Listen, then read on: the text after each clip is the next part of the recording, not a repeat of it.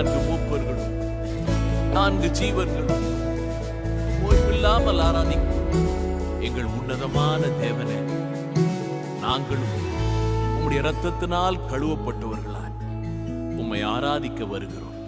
சிங்காசனத்தில் வீற்றாளும் ஆட்டுக்குட்டி உயர்ந்தவரே, மூப்பரும் 4 ஜீவன்களும் என்னாலும் போற்றுவாரே. சிங்காசனத்தில் வீற்றாளும் ஆட்டுக்குட்டி உயர்ந்தவரே, மூப்பரும் 4 ஜீவன்களும் என்னாலும் போற்றுவாரே. துதியும் கனமும் மகிமையும் வல்லமையும் புகழும் ஞானமும் பெலனும் ஐஸ்வர்யமும், துதியும் கனமும் மகிமையும் வல்லமையும் புகழும் ஞானமும் பெலனும் ஐஸ்வர்யமும் என்னாலும் ஒருவருக்கே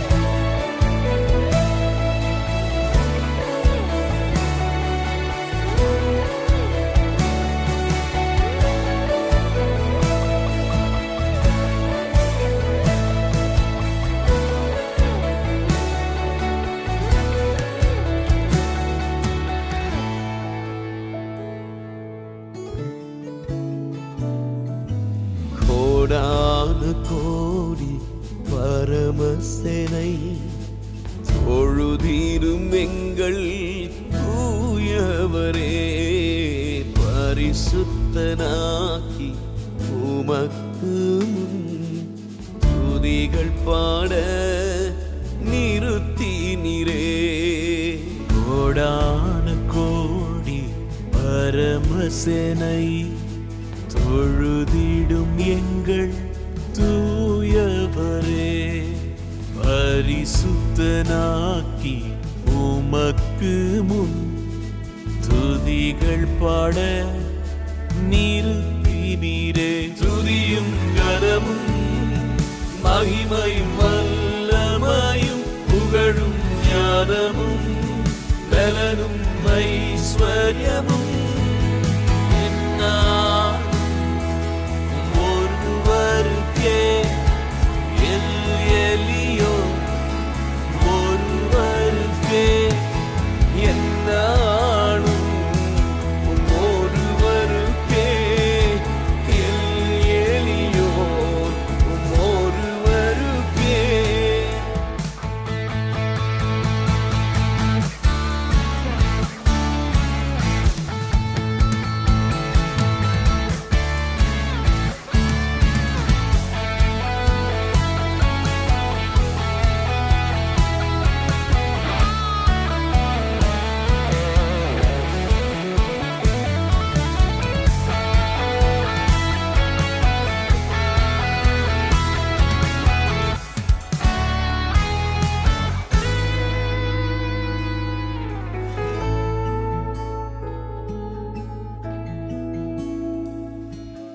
வானங்களில் உயர்ந்தவரே, உம் நாமத்தை புகழ்ந்திடுவோம்.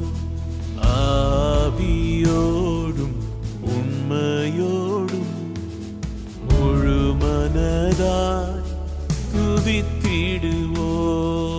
வானங்கள் நீர் உயர்ந்தவரே, உம் நாமத்தை புகழ்ந்திடுவோம். ஆவியோடும் உண்மையோடும் முழு மனதாய் துதித்திடுவோம். துதியும் கனமும் மகிமையும் வல்லமையும் புகழும் ஞானமும் பலனும் ஐஸ்வர்யமும் துதியும் கனமும் மகிமையும் வல்லமையும் புகழும் ஞானமும் பலனும் ஐஸ்வர்யமும் என்னாலும் ஒருவருக்கே எலியோ ஒருவருக்கே என்னாலும் ஒருவருக்கே எலியோ ஒருவருக்கே ஆராதனை. கைகளை உயர்த்தி ஆச்சரியமான அந்த நாமத்தை இருந்தவரும் இருக்கிறவரும் வருகிறவருமாகிய சர்வ வல்லவராகிய எங்கள் தேவனாகிய கர்த்தரை, மேலே வானத்திலும் கீழே பூமியிலும் உம்மை அல்லாமல் இயேசுவே, உம்மை அல்லாமல் வேறே நாமம் இல்லையே. We worship the name of God. There is no other name except the name of Jesus Christ. அவருடைய நாமத்தில் எல்லாம் முழங்கால் நடக்குமே. உம்முடைய ஆச்சரியமான நாமத்தை நாங்கள் தொழுது கொள்கிறோம். We thank you, Lord.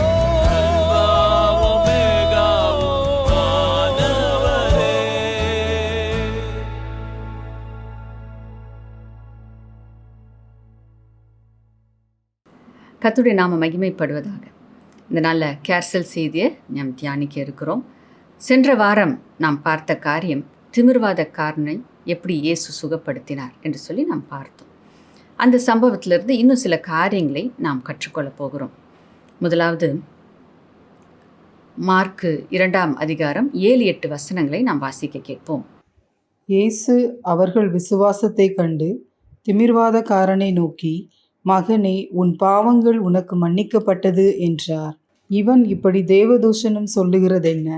தேவன் ஒருவரே அன்றி பாவங்களை மன்னிக்கத்தக்கவர் யார் என்று தங்கள் இருதயங்களில் சிந்தித்து கொண்டிருந்தார்கள்.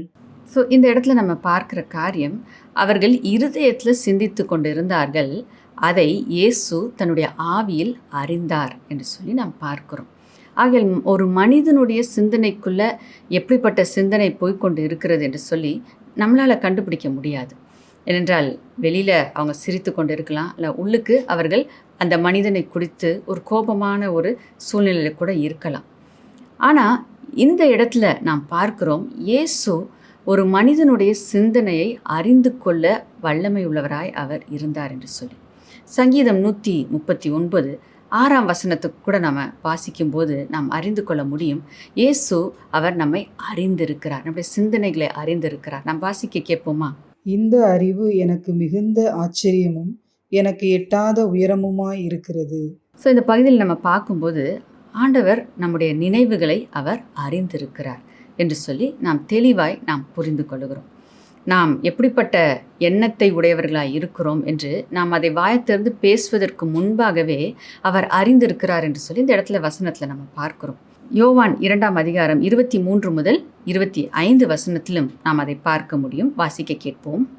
பஸ்கா பண்டிகையிலே அவர் எருசலேமில் இருக்கையில் அவர் செய்த அற்புதங்களை அநேகர் கண்டு அவருடைய நாமத்தில் விசுவாசம் வைத்தார்கள். அப்படியிருந்தும் இயேசு எல்லாரையும் அறிந்திருந்தபடியால் அவர்களை நம்பி இணங்கவில்லை. மனுஷருள் இருப்பதை அவர் அறிந்திருக்கிறபடியால் மனுஷரை குறித்து ஒருவரும் அவருக்கு சாட்சி கொடுக்க வேண்டியதாய் இருக்கவில்லை. ஆமென். இங்கே நம்ம பார்க்கிறோம், மனிதனுடைய சிந்தனைக்குள்ளே என்ன ஓடிக்கொண்டு இருப்பது என்பதை அவர் அறிந்திருந்தார் என்று சொல்லி பார்க்கிறோம். அவருக்கு யாரும் ஒரு மனுஷனை குறித்து சாட்சி கொடுக்க வேண்டிய அவசியம் இல்லை என்று வார்த்தை சொல்லப்படுகிறது. ஏனென்றால் வெளியரங்கமாக இருக்கிற ஒரு சுவாபத்தை வைத்து ஜனங்கள் அவர்கள் ஒரு மனிதனை குறித்து ஒரு கணக்கு வைக்கிறார்கள். ஆனால் தேவன் அநேகர் அவரை பாராட்டினாலும், அநேகர் அற்புதங்களை கண்டு களி கூர்ந்து அந்த இடத்துல தேவனை புகழ்ந்து கொண்டு இருந்தாலும், அந்த இடத்துல மனிதனுடைய ஆள் சிந்தனையில் என்ன சிந்தனை இருக்கிறது என்பதை இயேசு அறிந்தவராய் இருந்தார் என்று சொல்லி நம்ம பார்க்கிறோம். ஆகையால் யாருக்கும் அவர் இணங்கவில்லை. அப்போ மனிதனுடைய சிந்தை இன்னதென்று அவர் அறிந்திருந்தபடியினால் அவர் என்ன செய்ய வேண்டும், என்ன செய்யக்கூடாது என்பதை அவர் அறிந்து செயல்பட்டார் என்று சொல்லி நாம் புரிந்து கொள்கிறோம். ஆதியாகமம் 18ஆம் அதிகாரம் 9 முதல் 15 வசனத்தையும் நம்ம வாசிக்க கேட்போம். அந்த இடத்துலையும் சொல்லப்படுகிற ஒரு சம்பவம் எப்படி தேவன் உள்ளத்தில் இருக்கிற நினைவுகளை அறிந்தவராய் இருக்கிறார் என்பதை தெளிவாய் அது விளக்குகிறது. நாம் வாசிக்க கேட்போம். அவர்கள் அவனை நோக்கி, உன் மனைவி சாராள் எங்கே என்றார்கள். அதோ கூடாரத்தில் இருக்கிறாள் என்றாள். அப்பொழுது அவர், ஒரு உற்பவ கால திட்டத்தில் நிச்சயமாய் உன்னிடத்திற்கு திரும்ப வருவேன். அப்பொழுது உன் மனைவியாகிய சாராளுக்கு ஒரு குமாரன் இருப்பான் என்றார். சாராள் அவருக்கு பின்புறமாய் கூடார வாசலில் இதை கேட்டு கொண்டிருந்தாள். ஆபிரகாமும் சாராளும் வயது சென்று முதிர்ந்தவர்களாயிருந்தார்கள். ஸ்திரீகளுக்குள்ள வழிபாடு சாராளுக்கு நின்று போயிற்று. ஆகையால் சாராள் தன் உள்ளத்திலே நகைத்து, நான் கிழவியும் என் ஆண்டவன் முதிர்ந்த வயதுள்ளவருமான பின்பு எனக்கு இன்பம் உண்டாயிருக்குமோ என்றாள். அப்பொழுது கர்த்தர் ஆபிரகாமை நோக்கி, சாராள் நகைத்து, நான் கிழவியாயிருக்க பிள்ளை பெறுவது மெய்யோ என்று சொல்வானேன்? கர்த்தரால் ஆகாத காரியம் உண்டோ? உற்பவ கால திட்டத்தில் உன்னிடத்திற்கு திரும்ப வருவேன். அப்பொழுது சாராளுக்கு ஒரு குமாரன் இருப்பான் என்றார். சாராள் பயந்து, நான் நகைக்கவில்லை என்று மறுத்தாள். அதற்கு அவர், இல்லை, நீ நகைத்தாய் என்றார். இந்த சம்பவத்தில் நம்ம பார்க்குறோம், சாராள் தன் இருதயத்தில் சிந்தித்து கொண்டிருந்தாள், நகைத்தாள் என்று சொல்லி நாம் பார்க்கிறோம். அதை தேவன் அறிந்து அது அந்த இடத்துல சொல்லுகிறதை நாம் பார்க்கிறோம். சில நேரங்களில் ஆண்டவர் நமக்கு வாக்குத்தத்தங்களை கொடுக்கும் பொழுது நாம் ஜீர்ணிக்க முடியாத அளவுக்கு அது மேன்மையான ஒரு காரியமாய் இருக்கும் பொழுது அதை ஏற்றுக்கொள்ளுகிற பக்குவம் மனிதர்களுக்கு இல்லாமல் போகிறது. ஆனால் இந்த இடத்துல பார்க்குறோம், ஆண்டவர் சொன்னதை அவர் நிறைவேற்றினார். அவர் சொன்னதை நிறைவேற்றுகிற தேவனாக இருக்கிறார். ஆகையால் தேவன் நம்மளுக்கு ஒரு வாக்குத்தத்தத்தை கொடுக்கும் பொழுது அதை முழு மனதோடு நாம் ஏற்றுக்கொள்ள கர்த்தர் நமக்கு உதவி செய்வாராக. சாராளுக்கு நாம் பார்க்கிறோம், அவள் அந்த இடத்துல அவள் நகைத்தாலும் தேவன் பின்பாக அவருடைய விசுவாசத்தை பலப்படுத்தி ஆண்டவர் ஆபிரகாமுக்கு சொன்ன வாக்குத்தத்தத்தை அந்த குடும்பத்துக்கு அவர் நிறைவேற்றினதை நாம் பார்க்கிறோம். ஆகையால் இந்த சம்பவத்திலேருந்து நாம் பார்க்கிற காரியம், இருதயத்தில் மனிதனுடைய இருதயத்தில் தோன்றுகிற காரியத்தை தேவன் தெளிவாய் அறிந்திருக்கிறார் என்பதை நாம் புரிந்து கொள்கிறோம். 1 கொரிந்தியர் 2ஆம் அதிகாரம் 9 முதல் 11 வசனத்தை நம்ம வாசிக்க கேட்போம். எழுதி இருக்கிறபடி தேவன் நம்மில் அன்பு கூறுகிறவர்களுக்கு ஆயத்தம் பண்ணினவைகளை கண் காணவும் இல்லை, காது கேட்கவும் இல்லை, அவைகள் மனுஷனுடைய இருதயத்தில் தோன்றவும் இல்லை. நமக்கோ தேவன் அவைகளை தமது ஆவியினாலே வெளிப்படுத்தினார். அந்த ஆவியானவர் எல்லாவற்றையும் தேவனுடைய ஆழங்களையும் ஆராய்ந்திருக்கிறார். மனுஷரில் உள்ள ஆவியை அன்றி மனுஷரில் எவன் மனுஷருக்குரியவைகளை அறிவான்? அப்படி போல தேவனுடைய ஆவியை அன்றி ஒருவனும் தேவனுக்குரியவைகளை அறிய மாட்டான். நாங்களோ உலகத்தின் ஆவியை பெறாமல் தேவனால் எங்களுக்கு அருளப்பட்டவைகளை அறியும்படிக்கு தேவனிலிருந்து புறப்படுகிற ஆவியையே பெற்றோம். ஸோ இந்த இடத்துல நம்ம பார்க்கும்போது தேவன் பரிசுத்த ஆவியானவரால் அதை அவர் நமக்கு வெளிப்படுத்துகிற தேவனாக இருக்கிறார் என்று சொல்லி நம்ம பார்க்கிறோம். பரிசுத்த ஆவியானவர் நமக்கு உள்ளத்தின் ஆழங்களில் இருக்கிற காரியத்தை அவர் நமக்கு வெளிப்படுத்துகிறவராய் இருக்கிறார். ஆகையால் ஒரு மனிதனுடைய சிந்தனையை அறிந்து கொள்ள வேண்டும் என்றால் நாம் பார்த்தோம், இயேசு தன் ஆவியில் உணர்த்தப்பட்டார் என்று சொல்லி நம்ம பார்த்தோம். அதே போல் பரிசுத்த ஆவியானவரை தேவன் நமக்கு கொடுத்திருக்கிறபடியினால் பரிசுத்த ஆவியானவருடைய உதவியோடு நாம் இருதயத்தில் இருக்கிற சிந்தனைகளை குறித்து நாம் அறிந்து கொள்ள முடியும். 12ஆம் வசனத்தை நம்ம வாசிக்க கேட்போம். நாங்களோ உலகத்தின் ஆவியை பெறாமல் தேவனால் எங்களுக்கு அருளப்பட்டவைகளை அறியும்படிக்கு தேவனிலிருந்து புறப்படுகிற ஆவியையே பெற்றோம். ஆகையால் இந்த இடத்துல நம்ம பார்க்குறோம், நாம் எதை அறிந்து கொள்ள வேண்டும் என்று தேவன் வைத்திருக்கிறாரோ அதை தேவன் பரிசுத்த ஆவியானவரை கொண்டு நமக்கு வெளிப்படுத்துகிற தேவனாக இருக்கிறார் என்று சொல்லி தெளிவாய் நாம் பார்க்கிறோம். ரோமர் 8ஆம் அதிகாரம் 27ஆம் வசனத்தை நம்ம வாசிக்க கேட்போம். ஆவியானவர் தேவனுடைய சித்தத்தின்படியே பரிசுத்தவான்களுக்காக வேண்டுதல் செய்கிறபடியால் இருதயங்களை ஆராய்ந்து பார்க்கிறவர் ஆவியின் சிந்தை இன்னதென்று அறிவார். ஸோ இந்த வசனத்தின்படி நம்ம பார்க்கும்போது தேவனுடைய சித்தம் இன்னதென்று பரிசுத்த ஆவியானவர் நமக்கு வெளிப்படுத்துகிறவராய் இருக்கிறார். நம்மை குறித்து தேவன் என்ன திட்டத்தை வைத்திருக்கிறார் என்பதை பரிசுத்த ஆவியானவர் தேவனுடைய இருதயத்தில் என்ன இருக்கிறது என்பதை அவர் நமக்கு வெளிப்படுத்துகிற தேவனாய் இருக்கிறார் என்று சொல்லி நாம் பார்க்கிறோம். ஆகையால் ஒரு மனிதனுடைய சிந்தனையில் இருக்கிறதையும் ஆவியானவர் நமக்கு வெளிப்படுத்துகிறார். தேவனுடைய இருதயத்தில் இருக்கிற காரியத்தையும் தேவன் நமக்கு பரிசுத்த ஆவியானவர் மூலமாக அந்த வெளிப்பாடை கொடுக்கிறவராய் இருக்கிறார். தானியேலுடைய சம்பவத்திலும் நாம் அதை பார்க்க முடியும். தானியேல் 2ஆம் அதிகாரம் 9 முதல் 11 வசனத்தை நாம் வாசிக்க கேட்போம். காலம் மாறுமென்று நீங்கள் எனக்கு முன்பாக பொய்யும் புரட்டுமான விசேஷத்தை சொல்லும்படி எத்தனம் பண்ணி இருக்கிறீர்கள். நீங்கள் சொப்பனத்தை எனக்கு தெரிவிக்காமற் போனால் உங்கள் எல்லாருக்கும் இந்த ஒரே தீர்ப்பு பிறந்திருக்கிறது. ஆகையால் சொப்பனத்தை எனக்கு சொல்லுங்கள், அப்பொழுது அதன் அர்த்தத்தையும் உங்களால் காண்பிக்க கூடும் என்று அறிந்து கொள்ளுவேன் என்றான். கல்தேயர் ராஜ சமூகத்தில் பிரதியுத்தரமாக, ராஜா கேட்கும் காரியத்தை அறிவிக்கத்தக்க மனுஷன் பூமியில் ஒருவனும் இல்லை. ஆகையால் மகத்துவமும் வல்லமையுமான எந்த ராஜாவும் இப்படிப்பட்ட காரியத்தை ஒரு சாஸ்திரியினிடத்திலாவது ஜோசியனிடத்திலாவது கல்தையனிடத்திலாவது கேட்டதில்லை. ராஜா கேட்கிற காரியம் மிகவும் அருமையானது. மாம்சமாய் இருக்கிறவர்களோடே வாசம் பண்ணாத தேவர்களே ஒழிய ராஜ சமூகத்தில் அதை அறிவிக்கத்தக்கவர் ஒருவரும் இல்லை என்றார்கள். அதே அதிகாரத்தில் 16 முதல் 23 நாம் வாசிக்க கேட்போம். தானியேல் ராஜாவினிடத்தில் போய் சொப்பனத்தின் அர்த்தத்தை ராஜாவுக்கு காண்பிக்கும்படி தனக்கு தவணை கொடுக்க விண்ணப்பம் பண்ணினான்.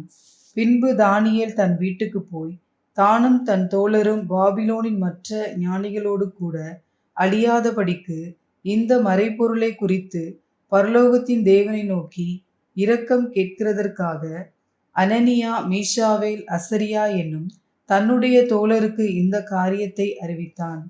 பின்பு ராக்காலத்தில் தரிசனத்திலே தானியேலுக்கு மறைபொருள் வெளிப்படுத்தப்பட்டது. அப்பொழுது தானியேல் பரலோகத்தின் தேவனை ஸ்தோத்தரித்தான். பின்பு தானியேல் சொன்னது, தேவனுடைய நாமத்துக்கு என்றென்றைக்கும் உள்ள சதா காலங்களிலும் ஸ்தோத்திரம் உண்டாவதாக. ஞானமும் வல்லமையும் அவருக்கே உரியது. அவர் காலங்களையும் சமயங்களையும் மாற்றுகிறவர். ராஜாக்களை தள்ளி ராஜாக்களை ஏற்படுத்துகிறவர். ஞானிகளுக்கு ஞானத்தையும் அறிவாளிகளுக்கு அறிவையும் கொடுக்கிறவர். அவரே ஆழமும் மறைபொருளுமானதை வெளிப்படுத்துகிறவர். இருளில் இருக்கிறதை அவர் அறிவார். வெளிச்சம் அவரிடத்தில் தங்கும். என் பிதாக்களின் தேவனே, நீர் எனக்கு ஞானமும் வல்லமையையும் கொடுத்து நாங்கள் உம்மிடத்தில் வேண்டிக் கொண்டதை இப்பொழுது எனக்கு அறிவித்து ராஜாவின் காரியத்தை எங்களுக்கு தெரிவித்தபடியினால் உம்மை துதித்து புகழுகிறேன் என்றான். இந்த சம்பவத்தில் நம்ம பார்க்கும் பொழுது அந்த ராஜா சொப்பனத்தையும் தெரிவிக்காமல் அதன் அர்த்தத்தை அவர் கேட்கிறதை நாம் பார்க்கிறோம். ஆகையால் அந்த இடத்துல யாராலையும் இந்த காரியத்தை சொல்ல முடியல. இது தேவர்களால் மட்டும்தான் இந்த காரியத்தை சொல்ல முடியும், மனிதர்களால் சொல்லவே முடியாது என்று சொல்லி அவர்கள் சொல்லுகிறார்கள். ஆனால் இந்த இடத்துல தானியேல் அங்கே ராஜாவிடத்தில் தவணை கேட்டு தேவனிடத்தில் ஜெபித்த பொழுது தேவன் தானியேலுக்கு சொப்பனத்தையும் வெளிப்படுத்தி அதன் காரியத்தையும் தானியேலுக்கு வெளிப்படுத்தியிருக்கிறதை நாம் பார்க்கிறோம். தானியேல் அந்த இடத்துல சொல்லுகிற காரியம், எங்கள் தேவன் அவர் ஆழங்களில் இருக்கிற ரகசியங்களை, இருளில் இருக்கிற காரியங்களை அவர் வெளிப்படுத்துகிற தேவனாய் இருக்கிறார் என்று சொல்லி தேவர்கள் அறிந்த காரியத்தை நமக்கு பரிசுத்த ஆவியானவர் மூலமாக நமக்கு தேவன் வெளிப்படுத்துகிறவராய் இருக்கிறார். தானியேலுக்கு தேவன் வெளிப்படுத்தினார். அதே போல நம்முடைய வாழ்க்கையின் சூழ்நிலைகள் மத்தியிலையும் தேவன் நமக்கு வெளிப்படுத்த வல்லவராய் இருக்கிறார். மனிதர்களுக்கு வெளிப்படுத்தக்கூடிய ரகசியங்கள் என்று சில காரியங்கள் உண்டு. அப்படிப்பட்ட காரியங்களை தேவன் மனிதர்களுக்கு வெளிப்படுத்துகிறவராய் இருக்கிறார். எதற்காக என்று சொல்லி பார்க்கும் பொழுது தேவனை குறித்த அறிவு ஜனங்களுக்கு உண்டாகும்படியாக, அவர் எப்படிப்பட்டவர், எவ்வளவு வல்லவர் என்பதை ஜனங்கள் புரிந்து கொள்ளும்படியாகவும் அதன் மூலமாக ஜனங்கள் இயேசுவை ஏற்றுக்கொள்ளும்படியாக இந்த வரத்தை தேவன் ஜனங்களுக்கு கொடுக்கிறவராய் இருக்கிறார். தேவ பிள்ளைகளுக்கு தேவன் கொடுக்கிறவராய் இருக்கிறார். சங்கீதம் 90 8ஆம் வசனத்தை நாம் வாசிக்க கேட்போம். எங்கள் அக்கிரமங்களை உமக்கு முன்பாகவும் எங்கள் அந்தரங்க பாவங்களை உமது முகத்தின் வெளிச்சத்திலும் நிறுத்தினீர். இங்கே நம்ம பார்க்கும்போது தேவனுடைய பிள்ளைகள் அங்கு கிறிஸ்துவுக்குள் பரிசுத்த வாழ்க்கை வாழ வேண்டும் என்பதற்காக அவர் மனிதனுக்குள்ளே இருக்கிற அந்த பாவ காரியங்களை அவர் அறிந்தவராய் இருக்கிறார். அதை வெளிப்படுத்தி அதை இடைப்பட்டு அவர்களை பரிசுத்தப்படுத்துகிற தேவனாக இருக்கிறார் என்று சொல்லி நாம் பார்க்கிறோம். அடுத்ததாக எரேமியா 17ஆம் அதிகாரம் 9-10 நாம் வாசிக்க கேட்போம். எல்லாவற்றை பார்க்கிலும் இருதயமே திருக்குள்ளதும் மகா கேடுள்ளதுமாயிருக்கிறது, அதை அறியத்தக்கவன் யார்? கர்த்தராகிய நானே ஒவ்வொருவனுக்கும் அவனவன் வழிகளுக்கும் செய்கைகளின் பலன்களுக்கும் தக்கதை கொடுக்கும்படிக்கு இருதயத்தை ஆராய்கிறவரும் உள்ளின் திரியங்களை சோதி தருகிறவருமாய் இருக்கிறேன். இங்கே நம்ம பார்க்கும்போது மனிதனுடைய இருதயத்தையும் அவருடைய சிந்தனைகளையும் நோக்கங்களையும் தேவன் அறிந்தவராய் இருக்கிறார். ஆகையால் தான் நாம் பார்க்கிறோம், நாம் சிந்தனையிலையும் நாம் செயல்களிலும் பரிசுத்தமாய் நாம் வாழ வேண்டும். தேவன் நம்மை நோக்கி பார்க்கிறவராய் இருக்கிறார். நம்மை குறித்து அறிந்த தேவனாய் அவர் இருக்கிறார். இந்த சம்பவத்தில் நாம் பார்க்கும் பொழுது அந்த சுகத்துக்கு தடையாய் இருந்த காரியம் அந்த மனிதனுடைய பாவமாய் இருந்திருக்கக்கூடும். ஆகையால் தான் ஆண்டவராகிய இயேசு முதலாவது அவருடைய பாவத்தை மன்னிக்கிறதை நாம் பார்க்கிறோம். ஒருவேளை நம்முடைய பலவீனத்துக்கு நம்முடைய வியாதிக்கு ஒரு பாவம் காரணமாய் இருக்கும் என்றால் அந்த பாவத்திலிருந்து முதலாவது நாம் மீட்கப்பட வேண்டும். நாம் தேவனால் பரிசுத்தத்தை பெற்றுக்கொண்டு மன்னிப்பை பெற்றுக்கொள்ளும் பொழுது அந்த பலவீனத்திலிருந்து அந்த வியாதியிலிருந்து நாம் சுகத்தை பெற்றுக்கொள்வதற்கு அது ஏதுவாய் இருக்கும். ஆகையால் தான் சில நேரங்களில் நாம் பலவீனப்படும் பொழுது நம்முடைய இருதயத்தை நாம் ஆராய்ந்து பார்க்க வேண்டியது அவசியமாய் இருக்கிறது. நான் எதுலேயும் குறைப்பட்டிருக்கேனா, நான் எதுவும் ஆண்டவருக்கு பிரியமில்லாத காரியத்தை செய்திருக்கிறேனா என்று நாம் சிந்தித்து நாம் அதில் பரிசுத்தத்தை பெற்றுக்கொள்ளும் போது, தேவனிடத்தில் மன்னிப்பை கேட்டு பெற்றுக்கொள்ளும் போது தேவன் நம்மை சுகப்படுத்துகிறவராய் இருக்கிறார். ஆகையால் பலவீனத்திற்கு காரணம் பாவமாய் இருக்கும் என்றால் அந்த பாவத்திலிருந்து நாம் மன்னிப்பை பெற்றுக்கொள்ள வேண்டும். மீண்டும் அந்த காரியத்தை செய்யாதபடிக்கு நாம் ஜாக்கிரதையாய் நாம் இருக்க வேண்டும். ஆகையால் அடுத்து நம்ம பார்க்குற காரியம், மனுஷகுமாரனுக்கு பாவத்தை மன்னிக்கிற அதிகாரத்தை பிதாவானவர் கொடுத்திருந்தார். அப்போ அவருடைய சிந்தனையில் தோன்றின எண்ணம் என்ன என்று சொல்லி நாம் பார்க்கும் பொழுது, எப்படி ஒரு மனிதனால் பாவத்தை மன்னிக்க முடியும் என்று சொல்லி அவர்கள் சிந்தித்து கொண்டிருந்ததை நாம் பார்க்கிறோம். அதை நாம் மார்க் 2ஆம் அதிகாரம் 5ஆம் வசனத்தில் நம்ம வாசிக்க கேட்போம். இயேசு அவர்கள் விசுவாசத்தை கண்டு திமிர்வாதக்காரனை நோக்கி, மகனே, உன் பாவங்கள் உனக்கு மன்னிக்கப்பட்டது என்றார்.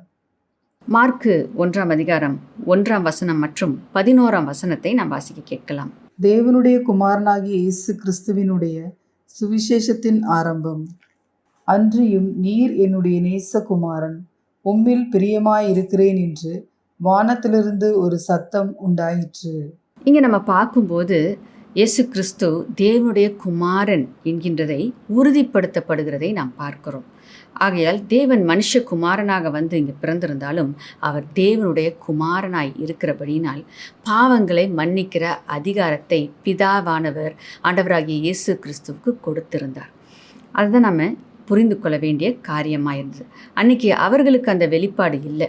ஆனால் இன்றைக்கி நாம் அதை அறிந்திருக்கிறபடியினால் நாம் மீட்பை பெற்று அவருடைய பிள்ளைகளாய் நாம் இருக்கிறோம். இயேசு கிறிஸ்துவுக்கு மனிதர்களுடைய பாவங்களை மன்னிக்க அதிகாரம் உண்டு. ஏனென்றால் அவர்தான் இந்த மனித குலத்தின் பாவத்தை நீக்கும்படியாக தன்னையே ஒப்பு கொடுத்தவராய் இருக்கிறார். ஆகையால் அவருடைய இரத்தத்தினால் நம்ம கழுவப்படும் போது, அவர் மேல் நாம் விசுவாசத்தை வைக்கும்போது நம்முடைய பாவங்களிலிருந்து அவர் நம்மை மீட்டு காக்கிறவராய் இருக்கிறார். அடுத்ததாக நாம் பார்க்கிற காரியம், நாம் அற்புதத்தை பெற்றுக்கொள்ளும் போது இல்லை அற்புதத்தை மற்றவர்களுக்கு நாம் பெற்று கொடுக்கும் பொழுது நாம் தேவனையே மகிமைப்படுத்த வேண்டியவர்களாய் நாம் இருக்கிறோம். இந்த இடத்துல நாம் பார்க்குறோம், இந்த சம்பவத்தில் இயேசு அங்கே செய்த இந்த அற்புதத்தின் மூலமாக ஜனங்கள் தேவனை மகிமைப்படுத்தினார்கள் என்று சொல்லி வாசிக்க கேட்போம். மார்க் 2ஆம் அதிகாரம் 12ஆம் வசனம். உடனே அவன் எழுந்து தன் படுக்கையை எடுத்துக்கொண்டு எல்லாருக்கும் முன்பாக போனான். அப்பொழுது எல்லாரும் ஆச்சரியப்பட்டு, நாம் ஒரு காலம் இப்படி கண்டதில்லை என்று சொல்லி தேவனை மகிமைப்படுத்தினார்கள். இந்த சம்பவத்திலிருந்து தேவன் நமக்கு கற்றுக் கொடுக்கிற காரியம், நம்முடைய பங்கு என்ன என்பதை நாம் இந்த நேரத்தில் பார்க்க போகிறோம். மத்தேயு 9ஆம் அதிகாரம் 2ஆம் வசனத்தை நாம் வாசிக்க கேட்போம். அங்கே படுக்கையிலே கிடந்த ஒரு திமிர்வாதக்காரனை அவரிடத்தில் கொண்டு வந்தார்கள். இயேசு அவர்களுடைய விசுவாசத்தைக் கண்டு திமிர்வாதக்காரனை நோக்கி, மகனே, திடன் கொள், உன் பாவங்கள் உனக்கு மன்னிக்கப்பட்டது என்றார். இந்த இடத்துல நம்ம பார்க்கும்போது 4 பேர் திமிர்வாதக்காரனை கொண்டு வந்தார்கள். அதன் நிமித்தமாக இங்கே பார்க்குறோம், இயேசு அவர்களுடைய விசுவாசத்தை கண்டு அவனை சுகப்படுத்தும்படியாக அவர் செயல்பட்டதை நாம் பார்க்கிறோம். அப்போ இந்த இடத்துல கவனிக்கிற காரியம், அவர்களுடைய விசுவாசத்தை தேவன் கண்டார். அப்போ மற்றவர்களுடைய விசுவாசத்தின் மூலமாக இன்னொரு மனிதனை கர்த்தரால் சுகப்படுத்த முடியும் என்பதை நாம் இந்த இடத்துல நம்ம பார்க்கிறோம். ஆகையால் நாம் அவர்கள் ரட்சிக்கப்பட்டவர்களாய் இல்லாமல் இருந்தால் கூட, தேவனுடைய பிள்ளைகளாய் அவர்கள் இல்லாத பட்சத்தில் கூட நாம் என்ன செய்ய முடியும்? அவர்களுக்காக நாம் ஜெபிக்கும் போது உங்கள் ஜெபத்தின் நிமித்தமாக தேவன் அவர்களுக்கு சுகத்தை கொடுக்கிறவராய் இருக்கிறார். அவர் இரக்கமுள்ள தேவனாய் இருக்கிறார். அவர் ஜனங்களை விடுவிக்க வேண்டும் என்று வாஞ்சி உள்ள தேவனாய் இருக்கிறார். அவர் எல்லாருக்கும் நன்மை செய்ய வேண்டும், சுகம் கொடுக்கணும், விடுதலை கொடுக்க வேண்டும் என்பதுதான் தேவனுடைய விருப்பமாய் இருக்கிறது. ஆனால் நாம் அவர்களுக்காக ஜெபிக்கும் போது மட்டுமே அவரால் கிரியை செய்ய முடியும். ஆகையால் நாம் மற்றவர்களுக்காக ஜெபிக்க வேண்டியது அவசியமாய் இருக்கிறது. நாம் ஜெபிக்கும் போது தேவனுடைய வல்லமை அவங்க வாழ்க்கைக்குள்ளே கடந்து வந்து அவர்களை விடுவிக்க வல்லவராய் இருக்கிறார். அந்த விடுதலையின் மூலமாக அவர்களுடைய ஆத்துமா மீட்கப்பட முடியும். அந்த விடுதலையின், அந்த சுகத்தின் மூலமாக அவர்கள் ஆண்டவராகிய இயேசு கிறிஸ்துவுடைய வல்லமையை புரிந்து கொண்டு அவரை ஏற்றுக்கொண்டு சொந்த இரட்சகராய் ஏற்றுக்கொண்டு அவருடைய பிள்ளைகளாய் மாற அவர்களுக்கும் பாக்கியம் உண்டாகும். ஆகையால் நாம் செய்ய வேண்டியது மற்றவர்களுக்காக நாம் ஜெபிக்க வேண்டும். நாம் ஜெபிக்கும் போது கர்த்தர் பெரிய காரியங்களை அவர் செய்கிறவராய் இருக்கிறார். இரண்டாவதாக நாம் பார்க்கிற காரியம் மத்தேயு 9ஆம் அதிகாரம் 6ஆம் வசனத்தை நம்ம வாசிக்க கேட்போம். பூமியிலே பாவங்களை மன்னிக்க மனுஷகுமாரனுக்கு அதிகாரம் உண்டென்பதை நீங்கள் அறிய வேண்டும் என்று சொல்லி திமிர்வாதக்காரனை நோக்கி, நீ எழுந்து உன் படுக்கையை எடுத்துக்கொண்டு உன் வீட்டுக்கு போ என்றார். ஸோ இந்த இடத்துல நம்ம பார்க்குறோம், ஆண்டவர் சுகமளிக்க வல்லவராய் இருக்கிறார். அவர் சுகத்தை கொடுத்து விட்டார். அந்த சுகத்தை அந்த மனிதன் பெற்றுக்கொள்வதற்கு அவன் விசுவாசித்து அந்த இடத்துல செயல்பட வேண்டியது அவசியமாக இருந்தது.